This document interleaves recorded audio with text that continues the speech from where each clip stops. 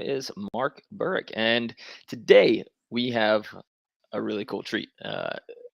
Billy Allen is going to be with us. Billy Allen is a longtime AVP and FIVB pro. He has contributed socially and in terms of the knowledge base and in terms of the entertainment value of the game. Contributed from things back in the day like DannyKinda.com, which was a character where if you don't know or haven't seen kind of videos, I recommend checking it out if you need a good volleyball laugh at DannyKinda.com.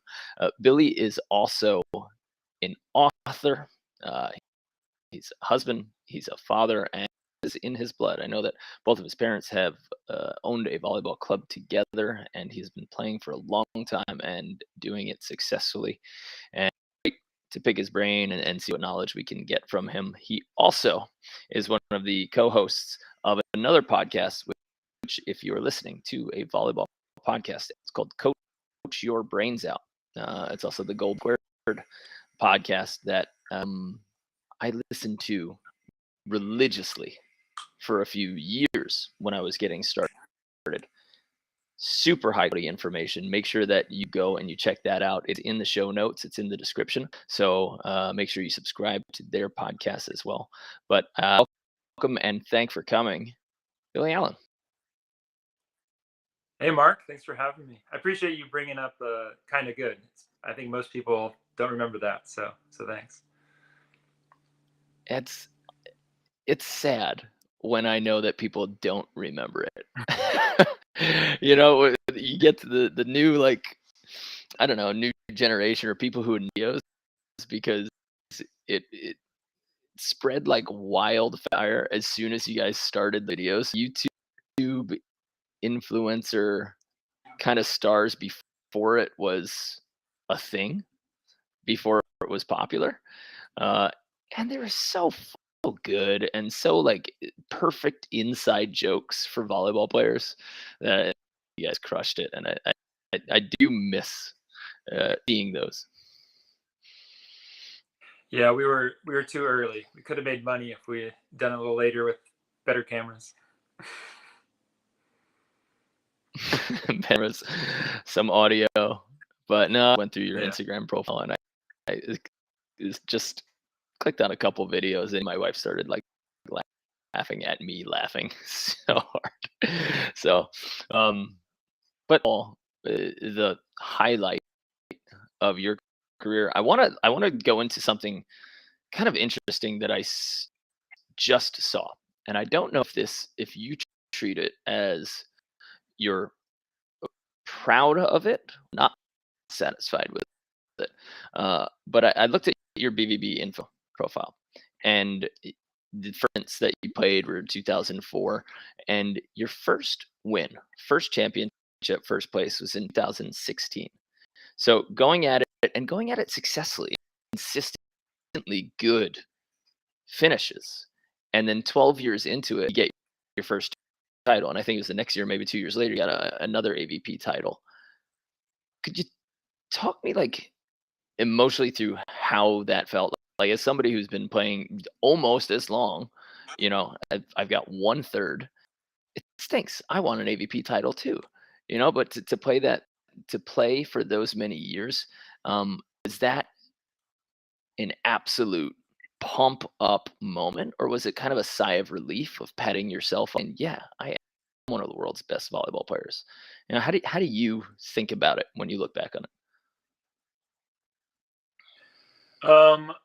I think it's twofold. Like, one, I wish I would have won earlier for sure. But no, I'm definitely proud of sticking with it. I think if you look at my career, there was never like a big breakthrough moment. It was just kind of like you said, a steady climb. And I'm definitely proud of the perseverance, because there were a lot of players better than me, who are all Americans in college, who jumped in the beach game and suffered losses like we all did, and they gave it up, and I stuck with it. And yeah, just slowly got better every year. I think if you look at BBB, like it's just this like slow climb.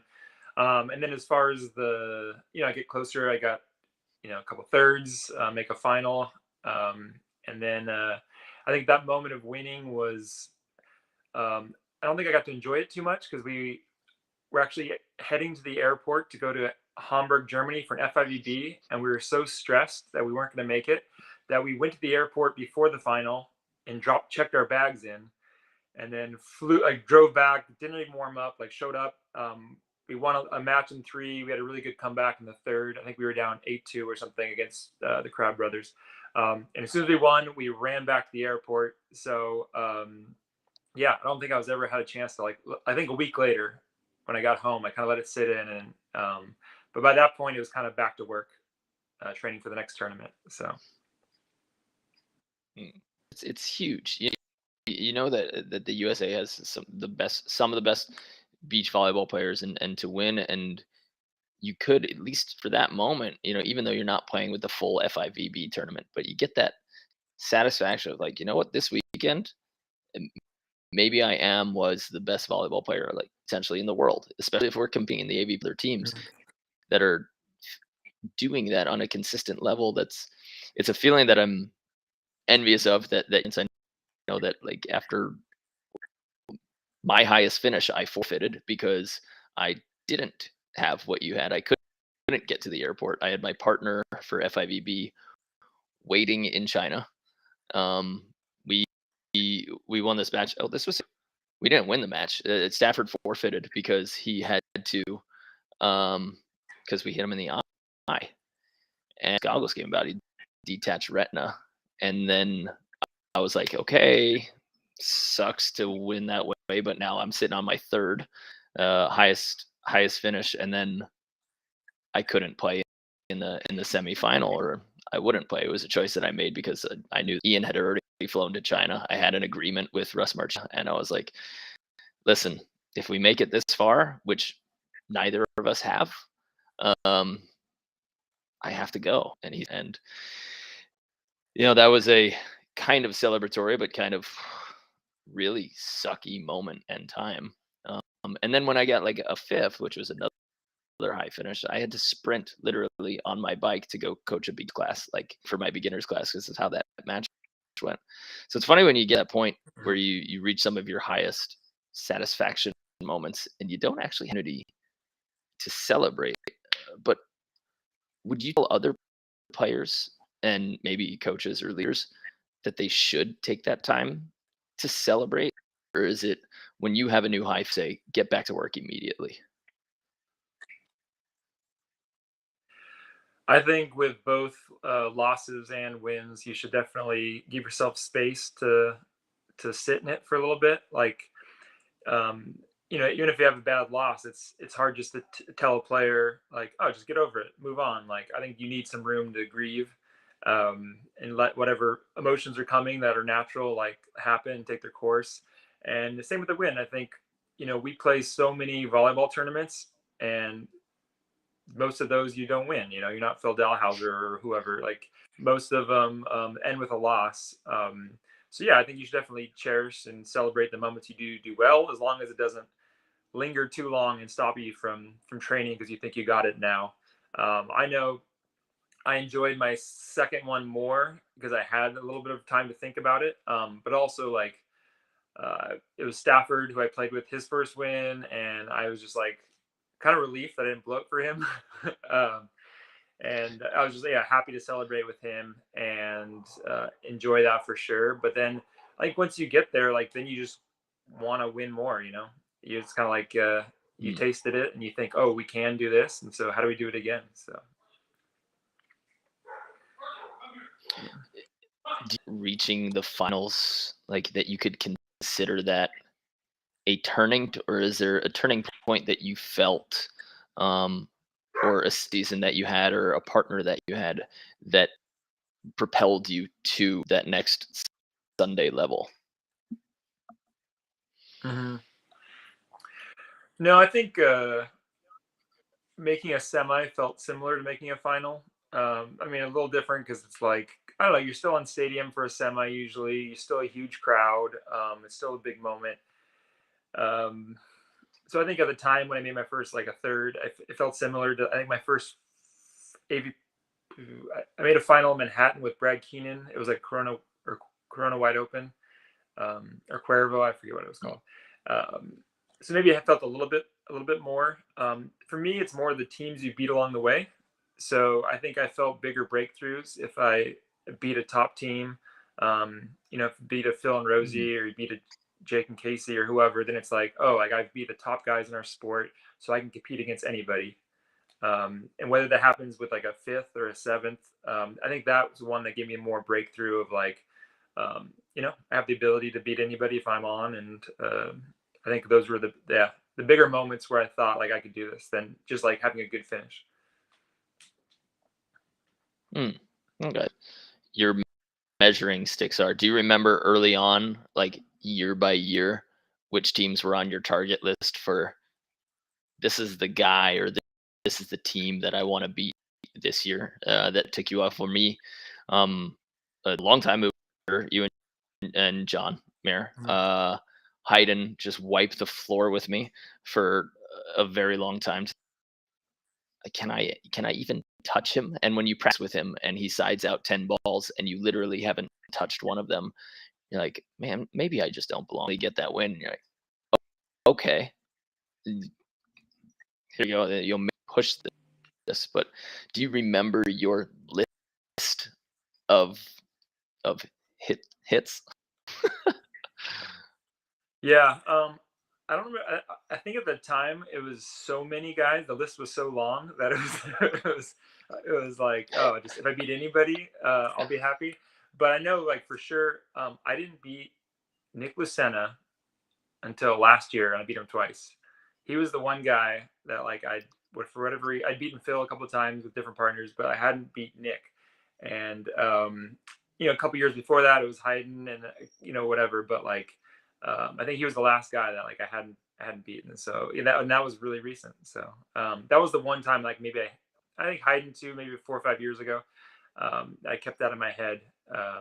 So maybe it's a defender thing where you're like, hey, these are guys that I'm competing against directly, and it's a little easier to compare how I match up against him than like a Phil or a Lambo. Do you think that that's a good way for who are coming up to sort of measure themselves, or should they do all of the and say like, no, play your game, measure yourself by just you?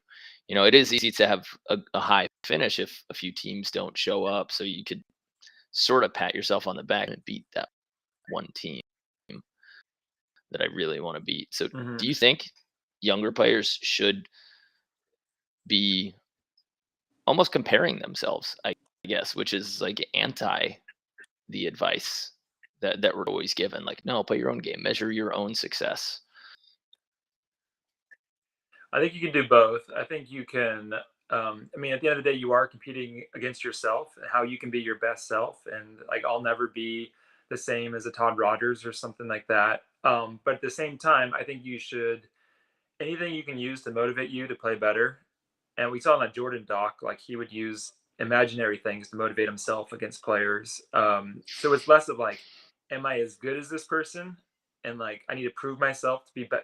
It's not that. It's just like embracing the competition, because there's so many times where we look at a draw and we're like, I have to play this. This is a tough draw. I have to play this tough team. But I think if you looked at that as like, oh, I get to go head to head with like one of the top defenders right now, that's a way better way to frame it. And so like hunt big game, like go after that stuff rather than think you have a bad draw and stuff like that. So I think it's twofold. I don't think I think you can compare as far as detach and say like, oh, what does their game have that I don't? But as far as like basing your worth off of that comparison, then I think that's where you can maybe get into trouble. Because everybody's different, and you just have to be better today than you were yesterday, long term. So sort of like goals, measuring sticks, but not necessarily a value of what you're who you're playing a ball game against. Yeah, I think it's that's a really a good way answer to put it, because I feel like you're going to be yourself, but it is a measuring stick as far as your climb. But again, it is your climb. Like, you're not trying to like totally emulating other players. You have to be yourself. And there's guys you maybe can't beat, and that doesn't mean you're a failure, because you're still comparing yourself against yourself. But yeah, I think you should look forward to those challenges, and whatever you can do to motivate yourself to be fired up to play somebody helps. Did you, along your career, when you were consistently getting like next levels, would you attribute that to adding on a certain skill or a certain piece of knowledge or strategy each year, or consistent at what you were doing and learning your game better? Yeah. I think if I looked at my physicalness or most of my skill sets when I was, a couple years on to now, it's probably not that drastic. I probably, jumped higher then. So I think it's definitely more of a decision making, consistency, trust and belief in yourself. I think, I was never a guy that came out thinking I was hot stuff and I deserved to be in finals all the time. I think I had to really earn that confidence. And so I think that was a little slower road for me. But then I think maybe skill wise, I know my first portion of my career, I never hand set. I was a bump setter, and I was pretty risk averse For and how just long? afraid of getting called for the ball. And so as far as the skills, that's probably And you were an the indoor one setter, that right? yeah. So as far as skills, that was the one I up. Yeah, I don't. It wasn't a matter of like bad hands. It was just a matter of committing to do it, and being a little more fearless. But that was maybe one upgrade that I made at a certain point in my career that really helped boost me. So hand setting may have been that one attribute, and then you said confidence. Confidence or trust in yourself and in your game. Is there a way to explain that in a deeper way? Can you give a specific example of what trusting yourself in a game or on a specific play means to you, or what that breakthrough was in a micro moment? Yeah, I think I've thought a lot about confidence because I feel like it's something that has plagued me. Where it's like, oh, I have a little hard on myself, and so it's a little bit of self doubt. Like, oh, do I deserve to be here? Am I as good as these players? And I've seen players, at least from the outside, that have loads of confidence that think they're awesome, and that carries them a certain degree. I think I've settled on basically the idea that there's two kinds of confidence. There's confidence in the moment, and that's stuff that's basically out of our hands. That's like more of a feeling. Like if I just got blocked, all of a sudden my confidence level goes down a little bit, or if I make a great play, my confidence level Mhm. goes up, and that's a little bit more of just like a feeling that comes and goes. And then I think there's the confidence that you earn by your preparation and by your experience and what you've done. And I can go into a match saying, hey, like I've competed at this level before. I've put in a lot of work to get here, and that confidence is kind of a little more lasting and can be like, hey, I have the right to compete here and like compete with this team. And then the fast confidence that comes and goes with play by play. I just gotta know that it's out of my hands, and I guess just choose courage over confidence, as in like, oh, even if I feel no confidence in that moment because I've made a couple of errors, I can still like step into the arena and be courageous and compete, even if I don't feel like I'm all that. Do you fit in terms of any individual, like do you react differently now than you did 10 years ago after you get blocked twice in a row? Individually, I feel like after my second block here, I boost up. I I used to Mm. probably shut down. Now I'm like, now I'm going to show you why you shouldn't block me, because statistically, it's supposed to swing back in my favor right about now. Yeah. You know, um, do, I would say my initial reaction is the same. It hurt then and it hurts now, but like you said, I'm sure I can detach it more and look at it analytically and be like more of a problem solver, where it's like, oh, what am I going? The idea of like feed forward. Like, what am I going to do on this next play? How am I going to adjust? How can I, solve this problem, more than like, oh, I suck, I got blocked, or whatever the thing is. So I think the initial reaction is the same because it's a feeling, it just happens. But I'm able to maybe detach a little more and, think, what am I going to do? What adjustments am I going to make? And how do I, solve this problem? Are you, when you're going in things offensively, thinking that you should be planning series of shots, or swings to open up, or are you going into each offensive attack with like your blank mind of, I don't know what's going to happen, I don't know offensively before, I don't really care, so are you just reacting in that moment and seeing what you see, strategically planning it out because of what happened earlier and what you think they're trying to do? When I'm playing at my best, it's more improv, and you come in free and you trust what you see or your instincts. I'm not always there. And so when I'm not, and I think it comes with vision too. Like, there's times where your vision's not there.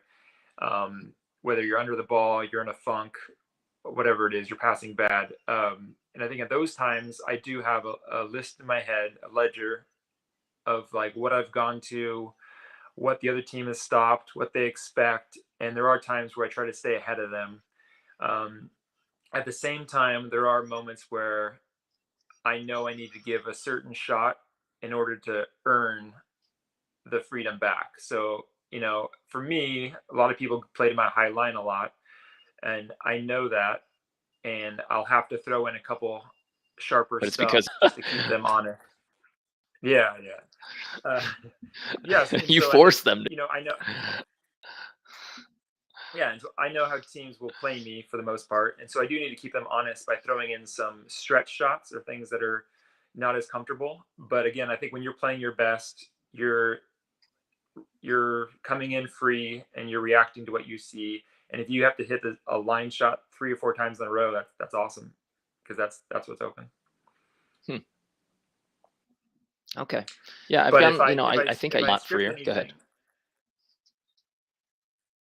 if I script anything, it's come in and hit high and hard to the corner, because that's Hmm.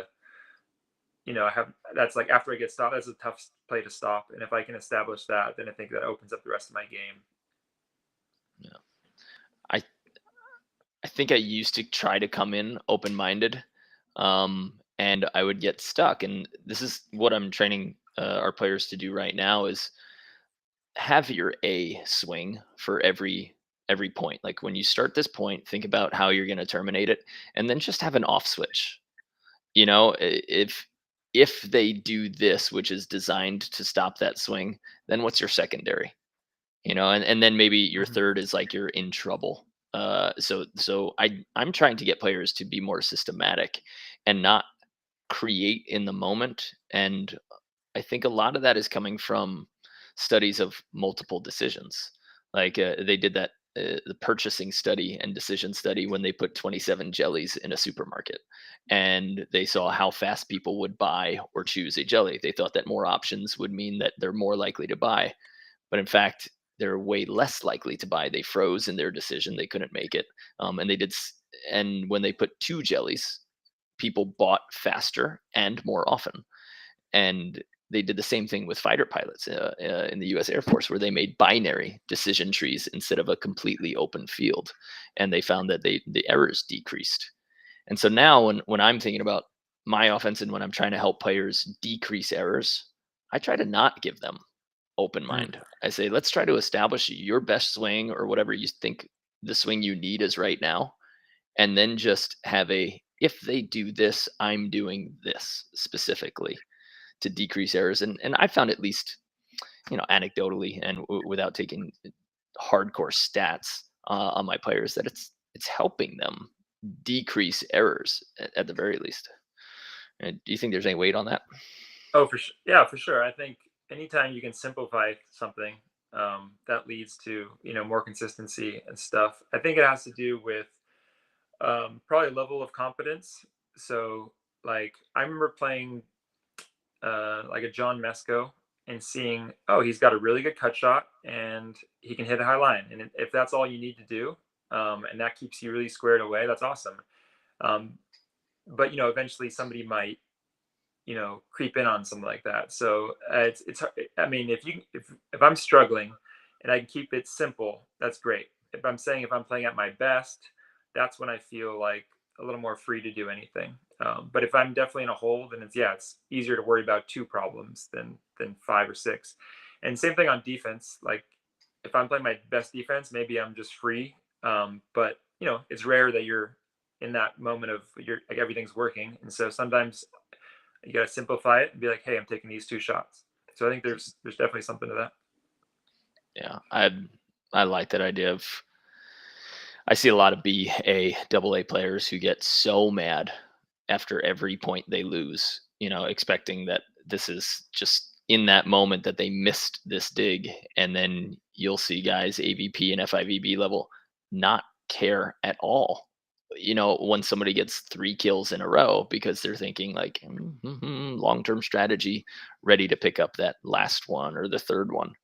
And also, yeah, taking away 1 or 2 swings and promising yourself that you will take away at least that one. And once you make that promise to yourself, you you lose that frustration that builds when they hit the other one. You're like, we're not covering that. As long as we got that valid reasoning, like strategically, I think. Yeah, we're giving them that shot. Like we did our job. Yeah. I think that's hard for a growing player to learn that it's you're gonna give up 17 points and it's going to be a very good win. Mm. Well, what do you think for defenders other than just taking away a promise zone for a defender, somebody who's or feeling undersized? What do you think that person's most important physical attribute is, and what would their most important mental attribute be? Um, some mental ones that come to mind would be patience. I think, especially at the lower levels, we see a lot of people breaking early and Mhm. getting antsy. Like I'm angle defense, but I'm so worried about the high line that I leave early or I'm imbalanced. So I think if you're playing against a good hitter with vision, you need to be a little more patient on defense and a little more settled. And then I would just say, yeah, just work ethic, just go for everything. I mean, the best defenders get sandy, and can you just train yourself to go after everything, and that's going to make you better. So mentally, I'd say that is like ferociousness, where you're like scrambling. As far as physically, I mean, if you're fast and explosive, that helps.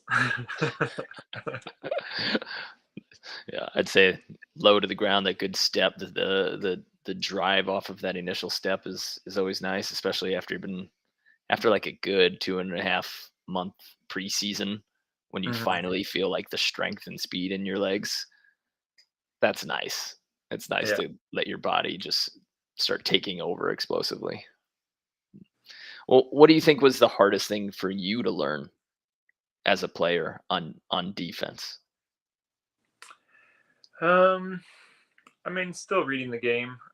I think I feel like I was pretty good at positioning myself in the line of fire for hard driven hits, but more of the off speed stuff, and just really reading some stuff I maybe focus on the read would be, where's the set in relation to the net? Where's the set in relation to the hitter? Because a lot of times that dictates what they can do.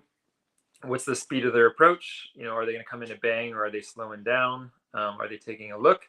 And then really seeing that the hand to ball motion to get a little bit of a glimpse on where the ball's going. It's a lot to look at. It's a lot to factor in, especially when the ball is so shiny and we want to really just focus on the ball. Um, but there's a lot of tells that you can get, especially at the lower levels where players aren't as good of hiding it, of where the ball will go. So again, I think early in my career, I was pretty good from indoor of like lining up with where their approach is going and their hard driven swing and digging that. But more of the cuffs and off speed stuff, being able to, read that early enough to make a strong move to it is something that's very difficult. And there's a lot of people that are really fast. Like I remember hearing Nick Lucena would go out to train with Todd Rogers back when he was starting, and they'd go to the track and do Todd's workout, and Nick would just crush him. Like, he was just way faster. But on the volleyball court in the sand for like the 2-step burst towards the ball, like, Todd was just as fast. And I think it had a lot to do with, just the 2-step burst or 3 steps, but mostly with just reading and him seeing so many swings that he knew exactly what this look led to. So again, being fast is great, but I think you're not doing a full sprint in volleyball. It's usually just 1 or 2 steps to cover the court. And so if you can make the right move, that's probably even more important than a fast move. You said that the distance from the net, if you could break that down for somebody who is like on your court, if you're coaching them. Sure. If the set is tighter or further off, what does that change for you as a defender? Yeah, a couple of things. So let's say a scenario where my blocker's blocking line and I'm blocking angle. If the set gets You're tight, defending angle, right? Sorry, yeah, I'm defending angle. We're not double blocking. That would be sweet, though. That opens up a sharper hit for them. They can cut it sharper from a tight spot than they can from off the net. From off the net, they have to give it some height and some loop to kind of cross the net, and I would have more time to get to, like, let's say a cut shot. So I might scoot in and play a little shallower, sharper if it gets tight. Another situation where my blocker is more read block, or I see them lined up where they're like on the ball, then when it gets tight, I think more my job becomes a poke over the block, because hopefully they're going to swallow anything that's tight and that's hit hard, and I would maybe play a little bit more behind the block for a shot. So I guess those are 2 things that factor in. If somebody's hitting hard and they're off the net, it's going to have to go a little deeper. They can't really bounce 10-foot line from an offset on the beach, unless they're Mark Burke, so then I might with wind behind me. Yeah, then I might stay a little deeper. If it gets tight and there's a big gap between my blocker and like the area they're hitting, then I'll kind of get my helmet on and get in there. Okay, so you're stepping back instead of just like leaving your hands up if that sets off. Sometimes, I mean, if you're a good overhand digger, I'd say you can get in there. Most people shoot when they're off, especially at the lower levels, because again, they don't have as much heat, from off the net, and they can't hit downward on the ball. Yeah, I'd say, like, if I looked at my stats, and most players, they probably dig with their platform, 80-90% of the time. And so that's usually my first goal, is to put myself in a position to dig there, and then the overhand's more of a reaction situation. Okay. I've studied your defense for a while. I look at you as one of the top defenders, and I want to see, like, what's he doing? Why is he getting better finishes and seeing that? And I've looked at this a lot because there's a lot of high level defenders, and you're one of them. Is on contact or before contact, even though we're all kind of trained and told, leave your hands free and in front of you. I see Sean Rosenthal and a few other very high level defenders who are holding their hands together between their legs before that hard driven dig contact. So do you teach that a different way than do you know that you do that? Have you said it? And what do you think your theories on it are? Yeah, I think it goes back to, like, most balls I dig are with my platform, and so that's just how I get to faster. I worked on doing the scoop defense where you have your hands apart. For me, I maybe get some touches there, but not really controlled touches as much. And so, like, if I can expect the ball is hit towards my platform, I want my platform form nice and together. I think you got to look at your goal as a defender, right? So if your goal is not just to dig balls, and your goal is not just to touch balls, your goal is to, like, put balls away. And so if you're just touching a lot of things, that's great. But you need to be able to control the ball and get it up so that you can transition and put the ball away, because you don't score a point with a dig. You score a point with a trans ball.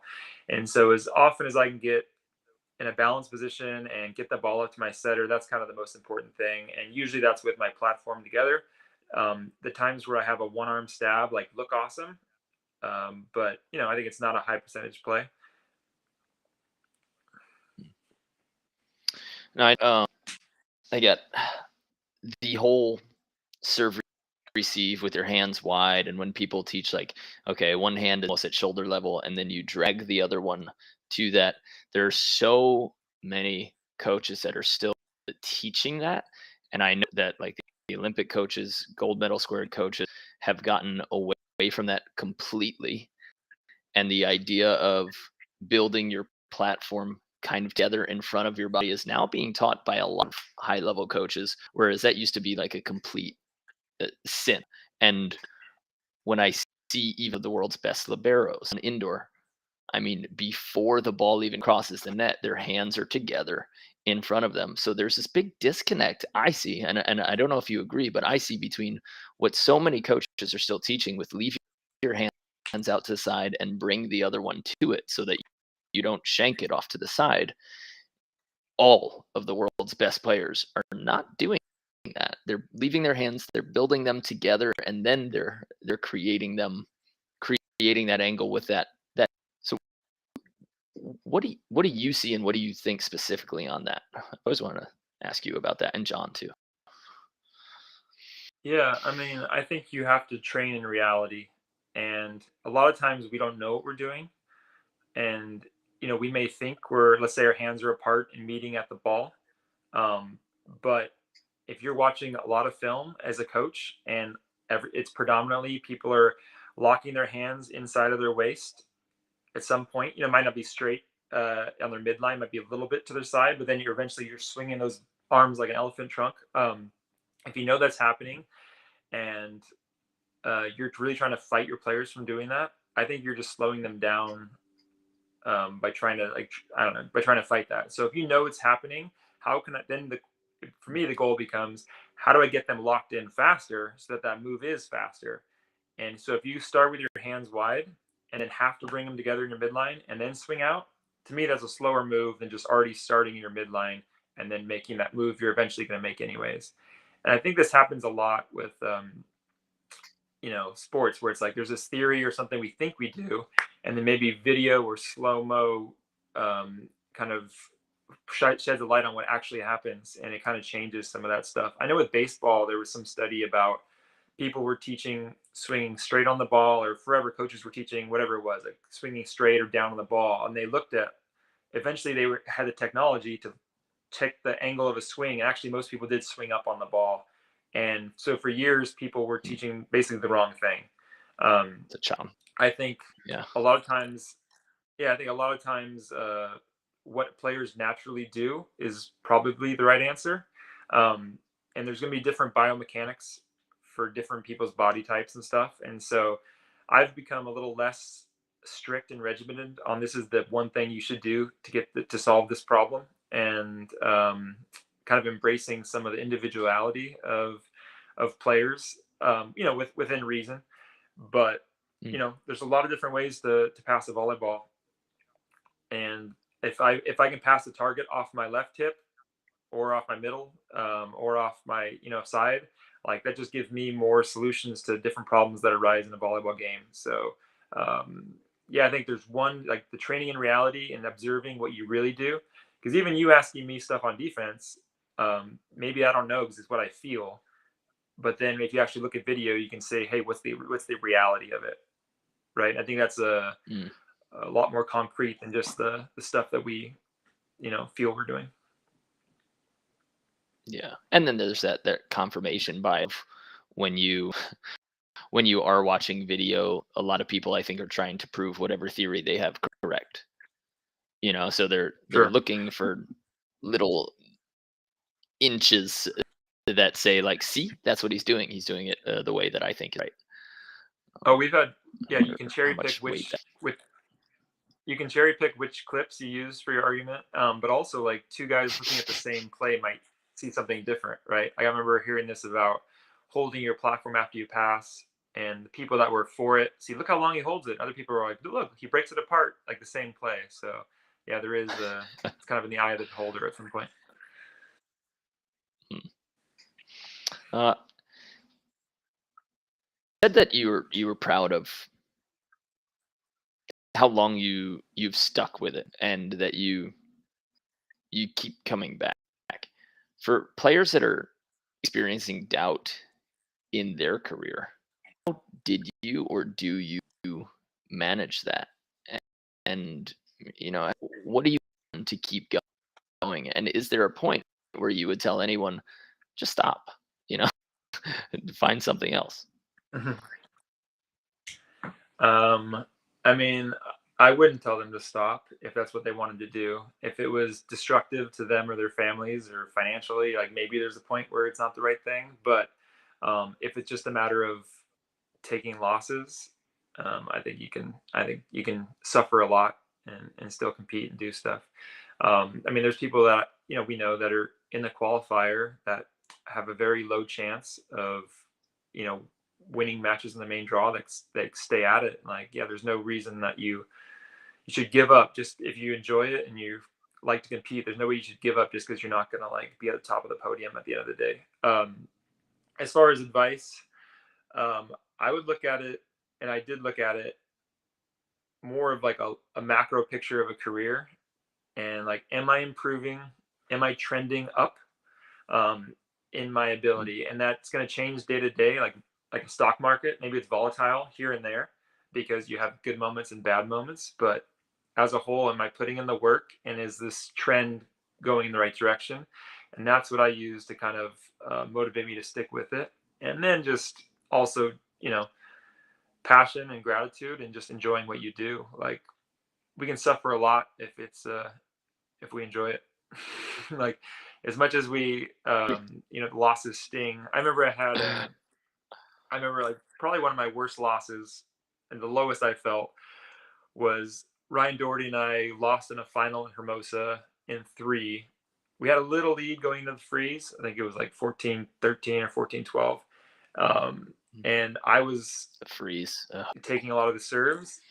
Yeah, I was taking a lot of the serves, and I got stopped a couple times and hit a ball out, and we lost that match. And we were this close to winning a title. And then afterwards, I remember just walking down the strand and like just being embarrassed and hurt, and like, I'm like, why am I doing this? Is it worth it? Like, just feeling so low. But um, you know, with some detachment, if I look at it macroly, like, no, that was our best tournament of the year. We got a second. We were like inches from winning. So I think the self doubt and the emotions will always be there. That's just natural. But I guess it's more about like your identity and who do you want to be, what do you want to be about, and how can I, live those values out? Because the doubt will always be there, and yeah, but you gotta still go to work. Do you think that there are any players that don't doubt themselves? Yeah, Austin Rester and Eh, Casey Patterson. Austin Rester. No, no. I mean, I think there were people that I looked at of like, not to throw those guys out. Those guys were. I'm joking by that. But some players, where you think it's easy to blame your partner, or to think that to not have doubt that you should be there, and just the world is um, everything's rigged or something if it's not working your way. But I feel like the Mm. trap there is that maybe you don't put in the work because you think you're already good enough, and that because you're not winning, like, it's somebody else's fault, or something's is not there. So confidence is great in the moment, but sometimes some self doubt puts you to work. Yeah, that's a good point. Do you have any things that you lean on, that you do specifically when you're recovering from that loss, um, or you're just not feeling like you are trending up? You know, do you have an activity, somebody you lean on? Do you go to your family and just hang out? Do you go hiking? Is there anything that you would give to somebody else that you say their mind or their activities should turn towards X when you feel like things are going crappy? Yeah, I think I mean, if it's really bad, I think a little bit of space is great, and if you have some family or people to rely on, that's great. Usually, I don't want to, see my friends or something at that moment because I'm still kind of depressed. But yeah, I think just having a level of gratitude for what you do and what you get to do. Like, hey, I'm healthy and I got to compete, use my body, and be on a big stage. And with that comes a lot of risk.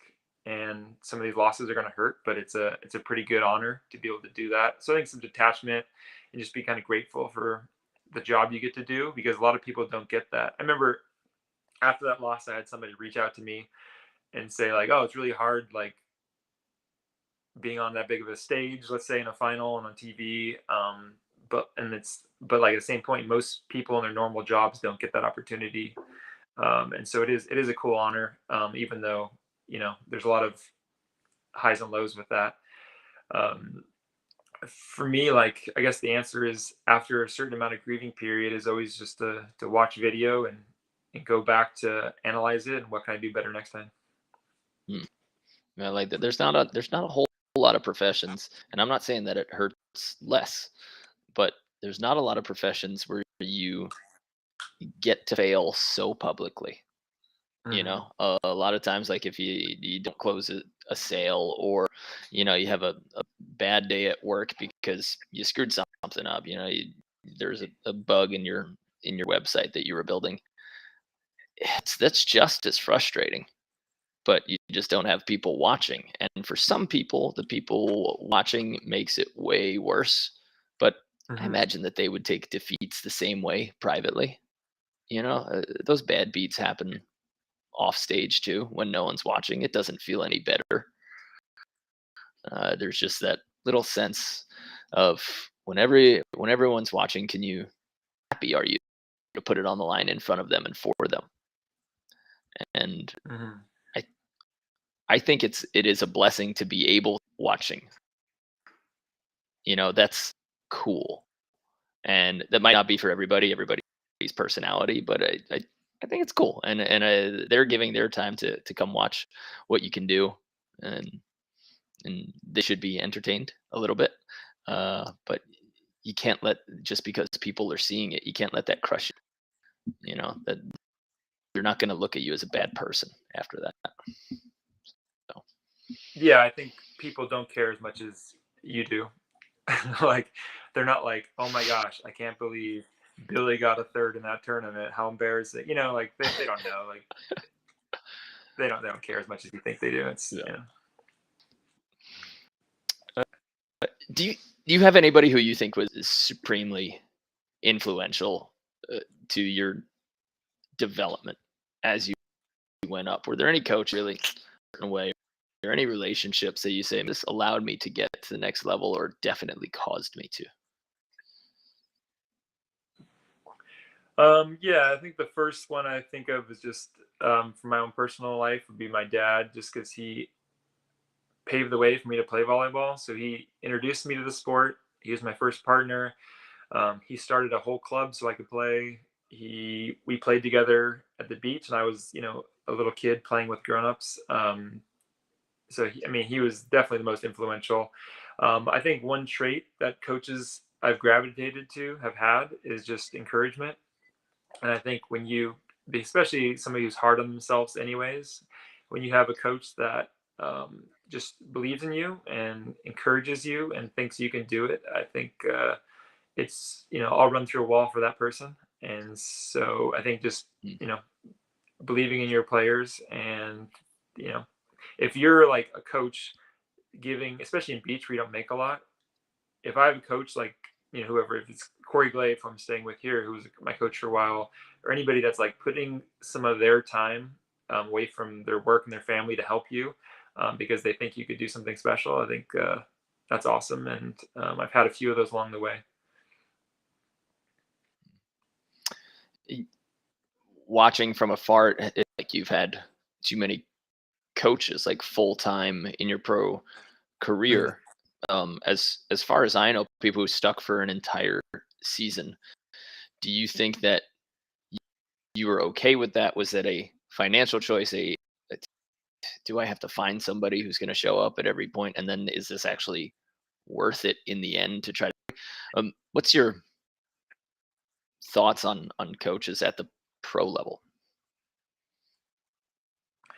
Yeah, usually it's a financial choice. We just don't make enough to pay a coach to be with us all the time. I think it's a great Mm. investment if you have the resources. Like coaches are awesome; they help a lot.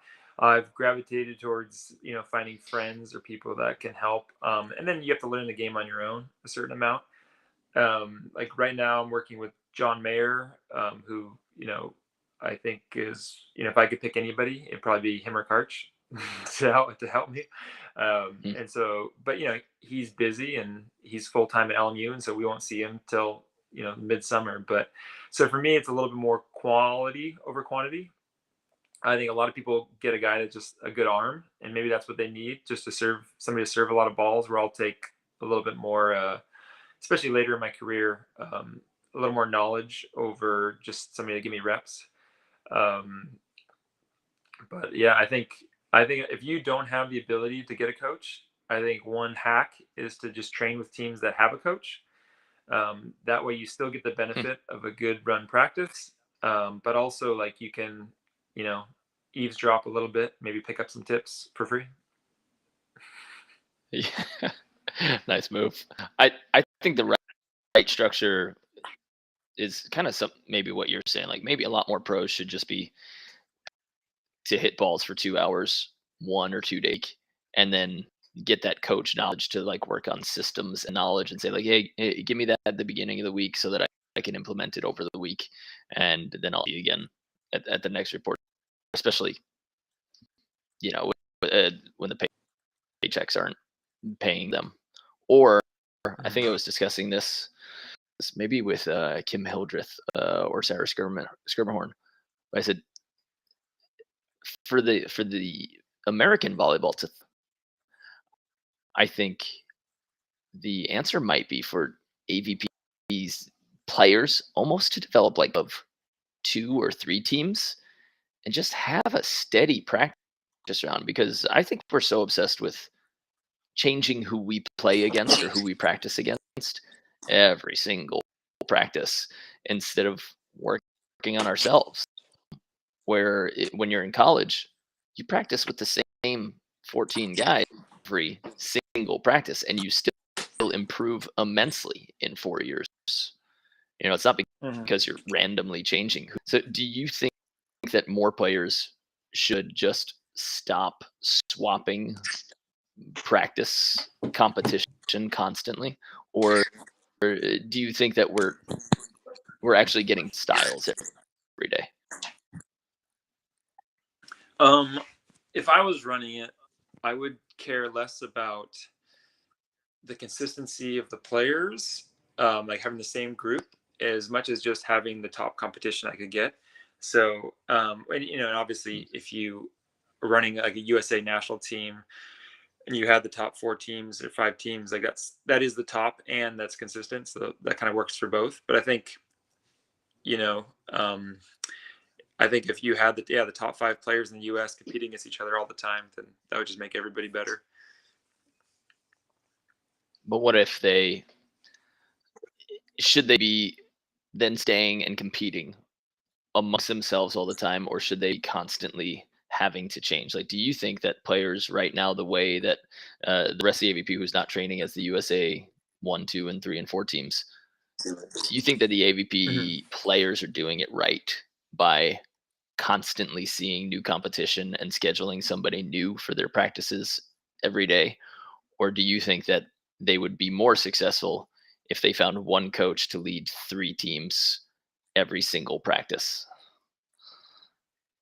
Um, yeah, I mean, like truthfully, I don't know the answer to that. Mm. I could see there being a need for some sort of freshness if it was playing the same guys over and over, where you kind of know their traits. But the positives would be like you'd have to, change some of those tendencies, right?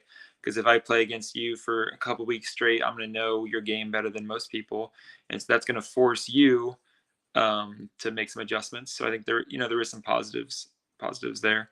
Um, yeah, I think anytime we're on, I think as a coach, I just want to avoid autopilot.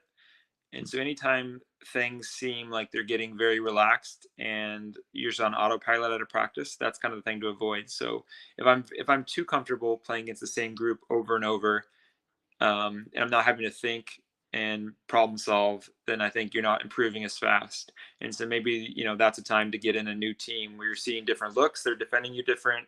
The guy's left-handed, like whatever the situation where you're having to rethink and not just be kind of cruising. I think that's a good point. If you're just stomping one team and you stomp them for the same reason every time because you know the secret to them, it's like, all right, especially if they're not going to change and adapt. If they keep going back to that tendency that you keep beating them on, it's like, now we're not improving. We've reached our limit here, other than reps and what my coach can tell me. So competitively, Yeah. not in that state of creation anymore. Yeah, I think like you want to replicate a tournament as much as possible, right? Because that's what we're Oh, competing in. And in a tournament, you play a variety of teams, and so I think there's important to, I think at the end of the day, that's what you want to do is like practice to compete, not just like practice to practice. And how can this resemble my competition as much as possible? And so I think there's a lot of things we probably aren't doing right as far as like the amount of time we put into it, because a tournament looks a lot different than most 9 in the morning 2-hour practices. But yeah, that's probably a good point. Maybe there should be. Wow, that is an interesting point. I mean, If people had the time and the bandwidth to be able to go out to the beach 2 or 3 times, get home, leave, get home, leave, that would be more yeah, similar. we train for like a match now in the morning under pretty pristine conditions. And if you're playing in a final, you're playing at 3 in the afternoon and it's windy and you're a little tired. Hmm. That's a good point.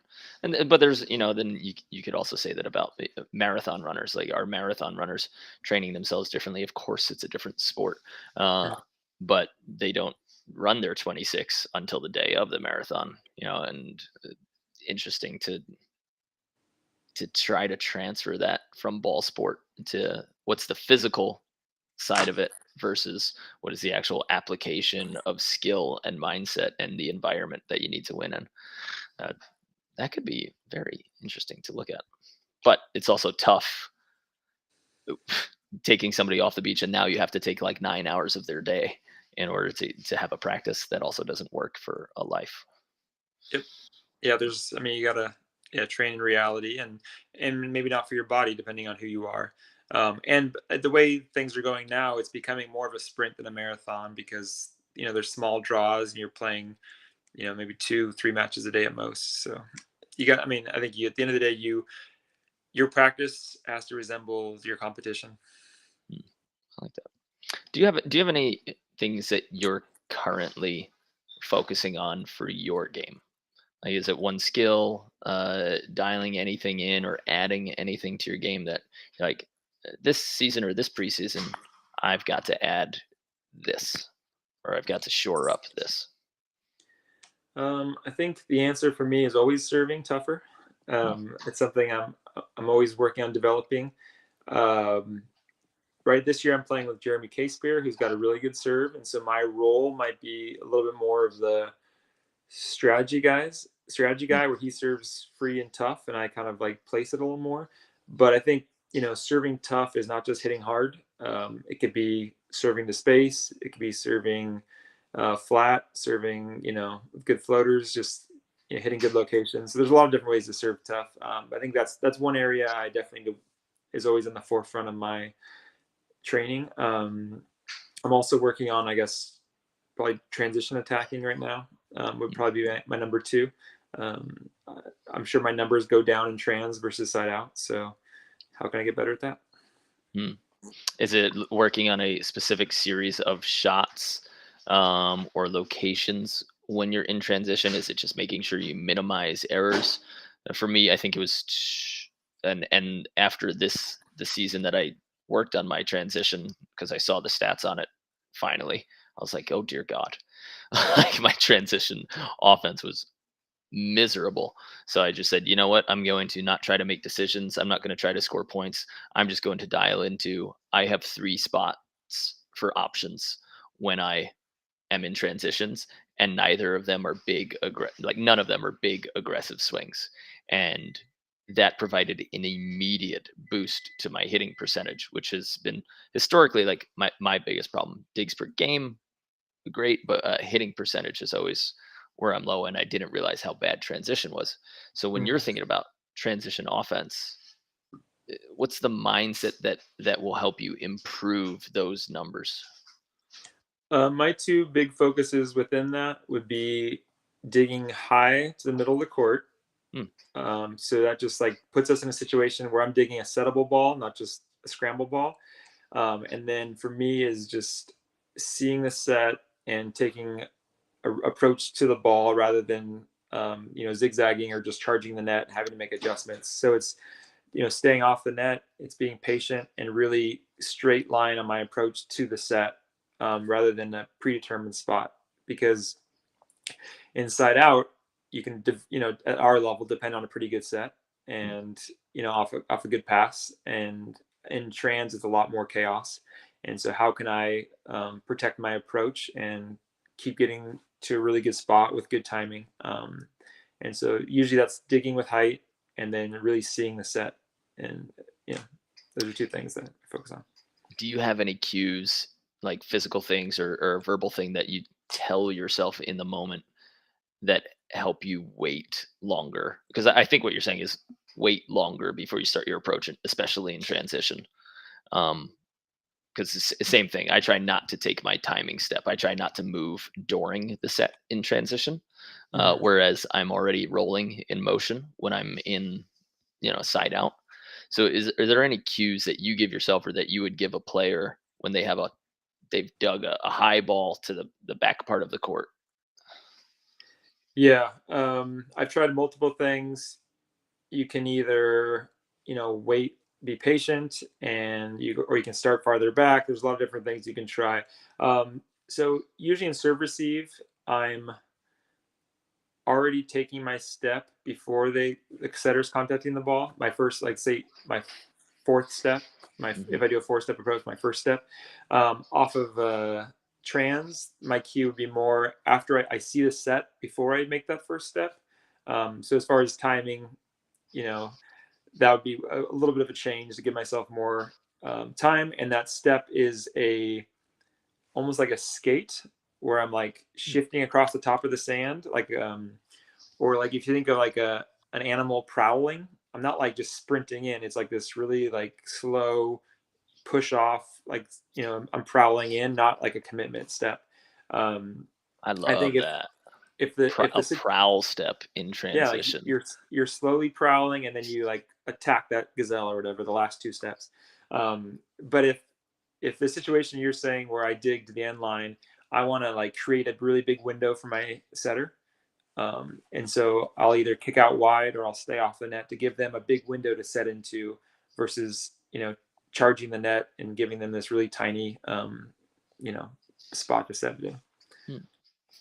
I, that is a keyword that I'm going to take to the camps and clinics and classes. The prowl step, and make sure that you're taking your prowl step after the set contact. I think that's brilliant, and that's actionable. That's usable. That's usable for people like at home and listening. And instead of that big like kind of jog running step, just sliding skating across the top of set. Nice, good job. Sounds like you've coached before.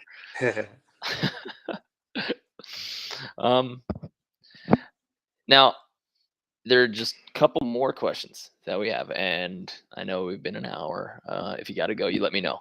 But do want to know if there are any tools, pieces of equipment, or things that you absolutely must or need to have at a tournament, on the road, at the gym, things that like, you always carry or you know that you need to have.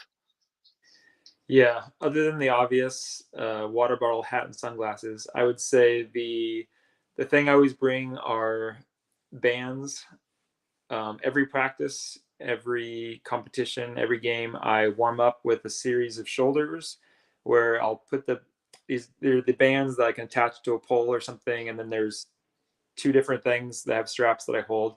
And I'll go through a series of shoulder warm-ups with the bands. And then I have 2 smaller bands that are like circles that I put around my ankles and my knees. And I do hip warm-up stuff and steps and stuff like that. So those are those bands are the equipment that I bring with me everywhere I go.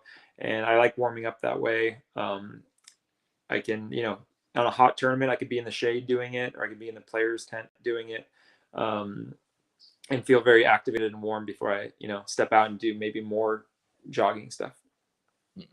I like that. And I also like it, that little soft cue for people when you're at a tournament.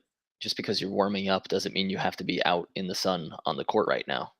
You can be doing your body stuff, saving some body heat, saving some calories and some sweat by just doing it in the shade.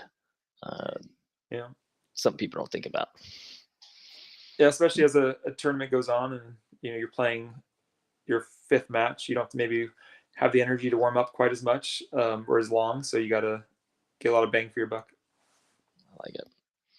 All right. So Billy, now's the time where we get to put a little spotlight on all of your extra endeavors. When you talk to you, when you hang out, when you see you play, I don't think people appreciate how freaking funny you are. First of all, anytime, just like your Instagram profile that I read today, it said the world's best source for Billy Allen news, or the world's biggest source for Billy Allen news. It was like little There's not lines much like that. competition.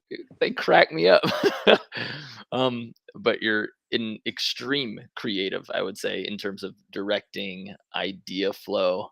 I don't think the volleyball world has utilized you as much as it should. But you're now the author of 5 books. You've authored 5 different books.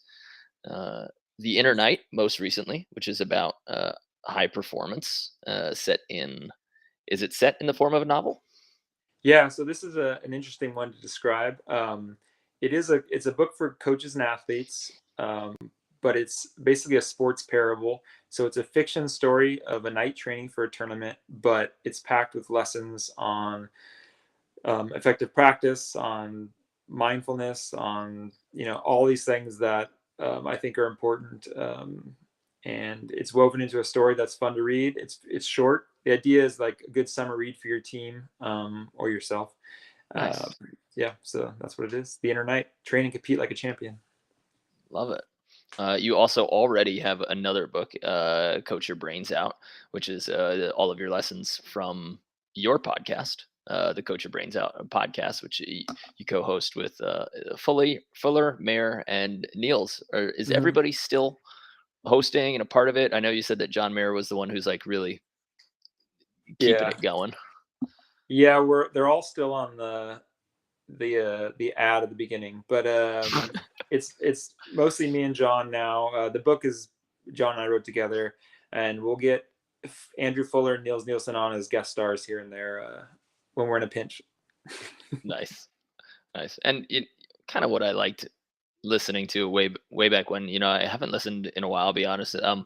But I was addicted to it. I mean, I would consume your episodes because of the good conversations. And I think you guys were 100% an inspiration for me starting this. Like, okay, let's keep pulling information out so that players who are coming up, they have a source of great volleyball information. Coaches, especially from your podcast, have great tools to help their players. Was starting that, were you trying to create something for the volleyball world, or was it just you guys hanging out as buddies? It was definitely the latter. It was a selfish thing. Like we enjoyed podcasts and we talked volleyball on our own. I think we had just been to a conference called Train the Gap, where like Karch and Tom Black and some other high performing coaches talked, and Trevor Reagan, who at the time was Train Ugly and now he does the Learner Lab. We were pretty fired up on just this idea of sharing ideas, and we were like, hey, let's do a podcast. And what do we know about? What do we know about volleyball? And it was, the 3 of us, Nils at the time, just sitting over my iPhone in John's garage talking. And, over time, it was always focused on like the guests. So a lot of podcasts have really cool personalities. Like if you're Joe Rogan or whoever, like, but it was like we kind of fade in the background, and so it's basically just ask a lot of questions, and that's a lot easier for us because we don't have to do much work. We just let the guest carry the show, and then and over time it's just it's definitely a resource, and I can say that not because we do a good job, but just because we've had a lot of good guests on there. But as it started out as something more for us, and if anybody liked it, and more than like, oh, we're going to do something great for the world of volleyball, but which I think is also reflected in how much we market it.